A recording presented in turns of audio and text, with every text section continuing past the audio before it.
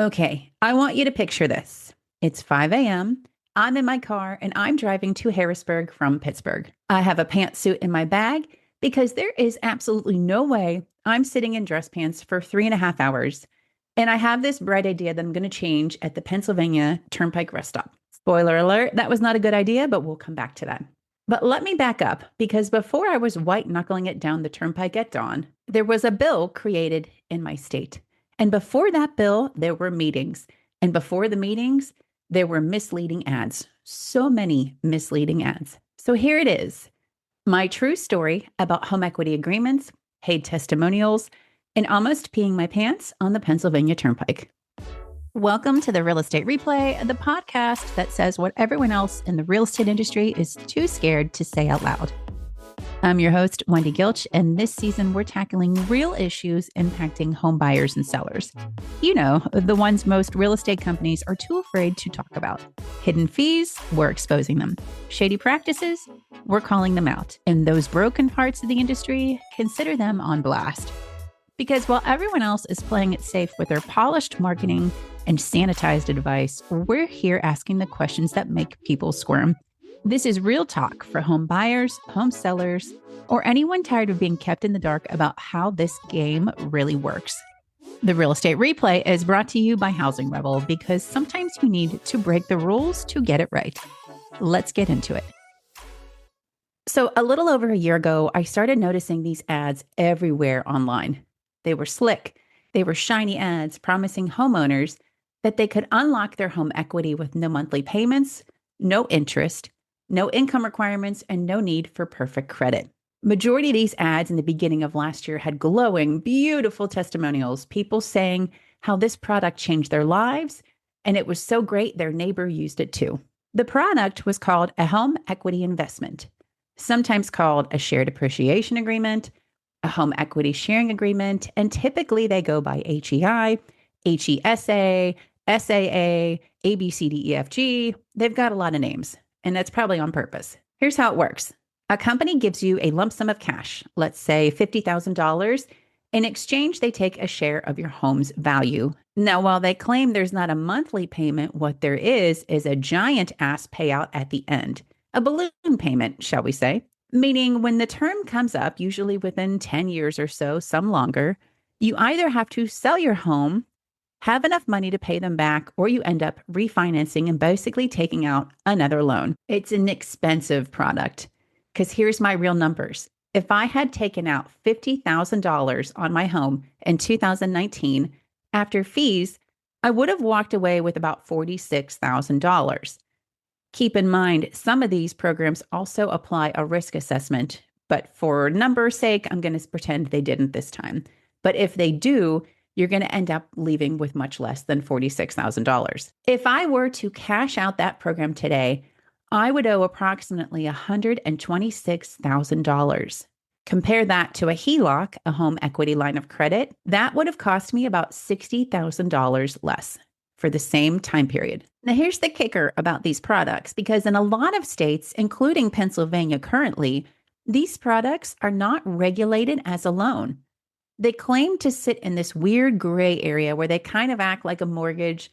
They put a lien on your house. They could foreclose if you don't pay, but they don't want to be called a loan, which means at the time in my state of Pennsylvania, they're not subject to the same consumer protections that cover loans. So I went and talked to my state representative and I told him about these ads I've been seeing, the fake looking testimonials, the confusing product, the balloon payment sitting in someone's home like a ticking time bomb. And all I really wanted was for the fake testimonial ads to go away. But instead, it ended up opening a giant can of worms. And my state representative did something I didn't expect. He actually listened and told me he would look into this. To my surprise, at the end of last year, he wrote and submitted a bill to the PA House of Representatives. The bill is HB 2120. The short version, shared appreciation agreements, home equity investments, blah, blah, blah, whatever you want to call them, should be treated as a mortgage product and fall under the PA usury law. That means rate caps, disclosure requirements, and actual consumer protections. The HEI,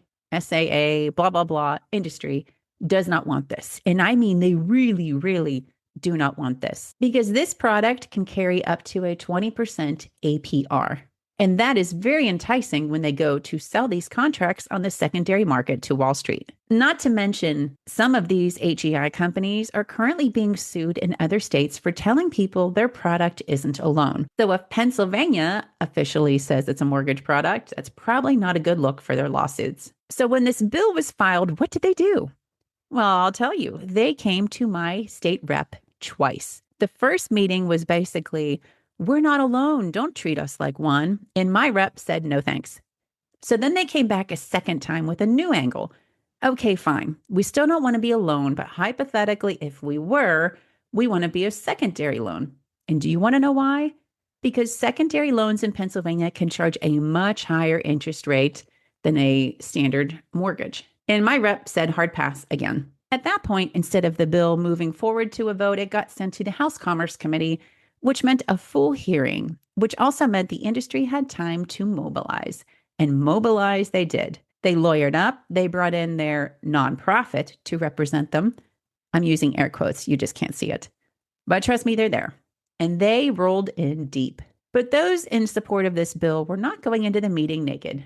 On our side was PA House Representative Arvind Venkat, David Friend, who's a former CFPB counsel, and someone you may recognize as being on this podcast once or twice before, Ian Charlatan from the Community Legal Services of Philadelphia, and Andrew Pizer from the National Consumer Law Center. Oh, and me. All of us were there on our own time because we actually give a damn. No gift cards given to us, which I'll get to in a second. No expense accounts and no Silicon Valley backing. Just people who read and agree with the bill and thought, yeah, someone needs to show up for this. Now back to the 5 a.m. I leave the house before sunrise because the hearing is 3.5 hours away in Harrisburg. I have my testimony, I have my notes, I have a pantsuit and a bag because I refuse to drive that long in dress pants. The plan to change at a PA Turnpike rest stop, which usually aren't that bad. I was going to look polished and walk in ready. The rest stop bathroom plan had other plans for me, and I'll just say it didn't go smoothly. There was a bag, there was limited space. There were pants that I forgot to try on before I left, which is not smart considering the couple pounds I've packed on this winter. And there may have been a little bit of water on my blouse that left a permanent stain. But I got it done. I got back in the car and I arrived at the Capitol. And might I tell you, I got front row parking, which apparently never happens. And I'm like, all right, this is my sign and this is going to be a good day. I grab my things and head toward the building. And someone falls into step right behind me. And we do that awkward, oh, after you thing at the door. And we introduce ourselves. Surprise, surprise, he works for the nonprofit, again, air quotes, that represents the HEI industry. I believe his words were that he works for the coalition. So, great timing for me. Unfortunately, the door we were going to walk into was locked. And now the two of us have to walk door to door around the Capitol building trying to find one that's actually going to open. Together, in silence, just me and the guy from the other side. I will say this, thank God I wore heels that day. I never wear them anymore, and so I was walking about a pace of a very determined turtle, and we naturally just kind of separated. By the time I got to the room, he was already in there, and I just kind of slid into the seat next to my state representative, like I hadn't just done an awkward lap of the PA Capitol with the opponent. And that's where things took a turn.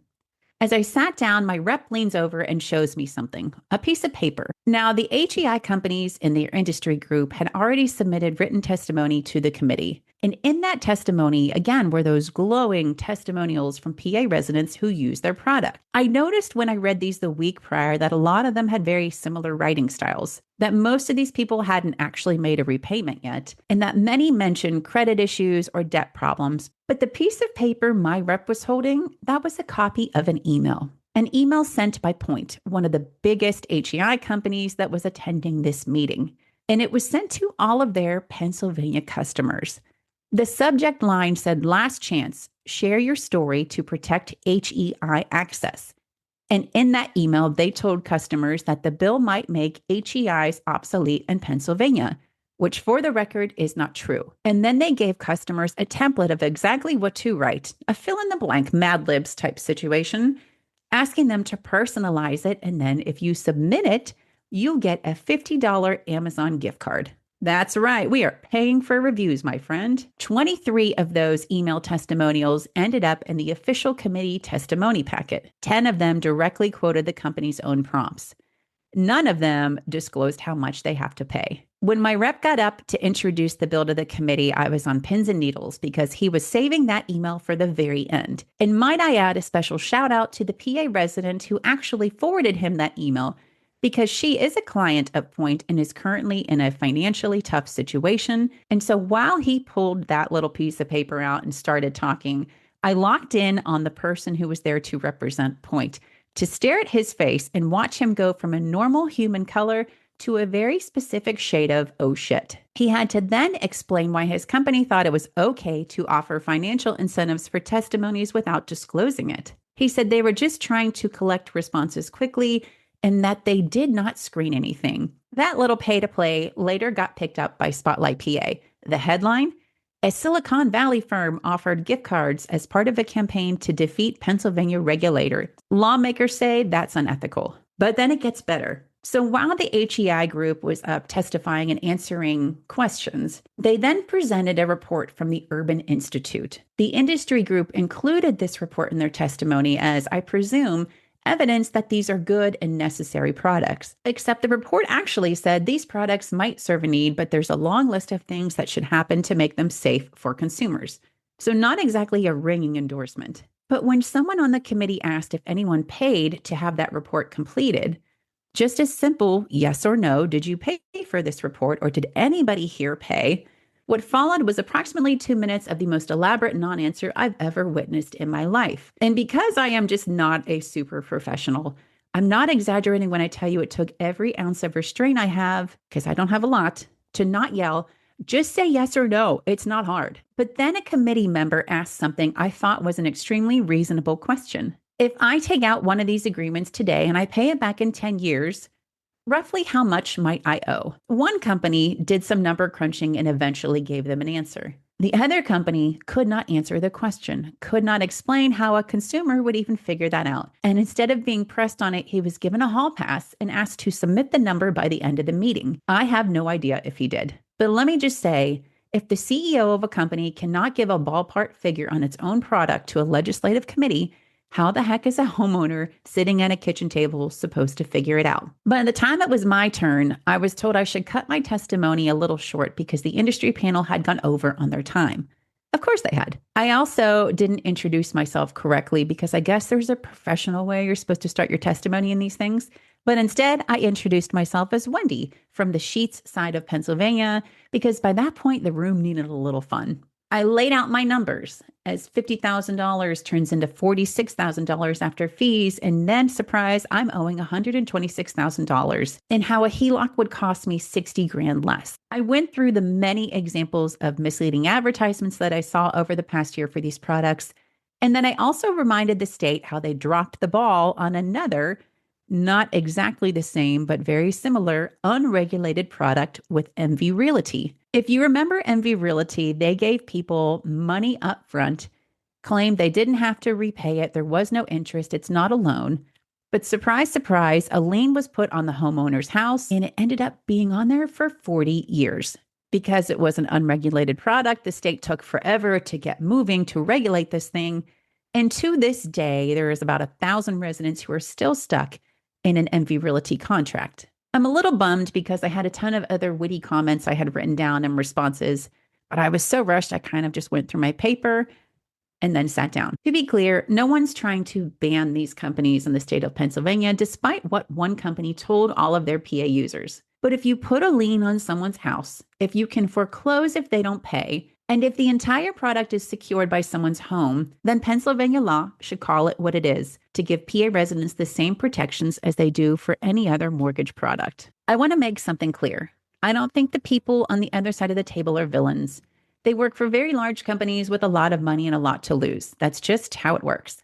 But the reason they have so much influence is exactly that: money, connections, and an alleged friendship with the governor. Also, the ability to build very sophisticated legal arguments for why their product should be in its own very special category with its own special rules that they want to make. Meanwhile, the rest of us took a day off work and drove to Harrisburg, and none of us got a $50 Amazon gift card. And I just want to leave this here. Notably absent from any conversation was the National Association of Realtors, the organization that positions itself as the defender of homeowners and property rights beyond just the buying and selling process. There's no statement, no presence, nothing. Now, to be fair, they have a lot on their plate right now, like lawsuits, membership battles, a complete shakeup of how agents are paid, yada, yada, yada. So maybe they missed it. Or, and I'm just offering this as a totally neutral observation with no agenda whatsoever, maybe it has something to do with the fact that the National Association of Realtors happens to be an investor in one of these HEI companies.